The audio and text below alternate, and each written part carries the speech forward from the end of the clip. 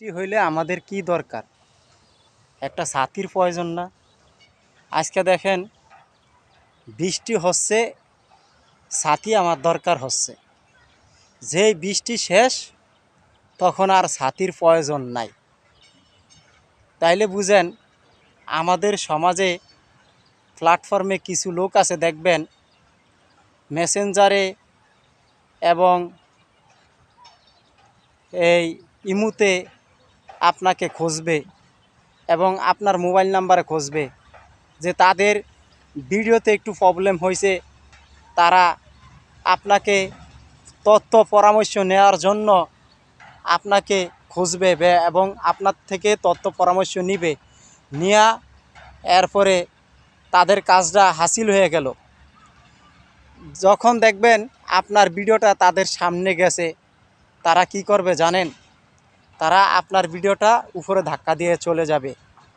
তাইলে বুঝেন বৃষ্টি হইলে ছাতির দরকার, তখন ছাতিটা ফালিয়া দেওয়ার জন্য চেষ্টা করে বা কোনানে থুইবে সেই চেষ্টা করে, এবং লাস্টে জায়গা যদি না পায় ছাতি থোয়ার, তখন সে কি করে ছাতিটাকে একটা গাল দেয়, ছাতিটা দূরে ভিক্ষা মেরে হালিয়ে দেয়। তো এই জন্য আমাদের যেই কোনো প্ল্যাটফর্মে কিছু কিছু লোক আছে দেখবেন, হ্যাঁ, আপনাকে দিয়ে স্বার্থ তার হাসিল হয়ে গেছে এবং তার উদ্ধার হয়ে গেছে, এখন সে আপনাকে ছুটে ফালিয়ে দেবে এবং কি আপনার ভিডিওটা তাদের সামনে গেছে, সে উপরে ধাক্কা দিয়ে চলে যাবে। এই হলো আমাদের সমাজের কিছু কিছু অডিয়েন্স আছে, স্বার্থপর অডিয়েন্স। হ্যাঁ, কথা আছে না যে স্বার্থপর বান্ধবী, স্বার্থপর বন্ধু, বুঝছেন ভাই? তা আসলে আমাদের সমাজে এরকম কিছু কিছু অডিয়েন্স আছে, তারা আপনার তাদের স্বার্থটা ফুরিয়ে যাবে, তাহলে তাকে ছুঁড়ে ফেলে দিবে, আপনাকে ছুঁড়ে ফেলে দিবে। এটা বাস্তব কথা বলছি ভাই। আজকাল দেখেন, আজকাল মানুষ স্বার্থ ছাড়া কেউ কেউ কাউকে ভালোবাসতে চায় না। আপন হোক পর হোক, স্বার্থ ছাড়া কেউ কাউকে ভালোবাসতে চায় না।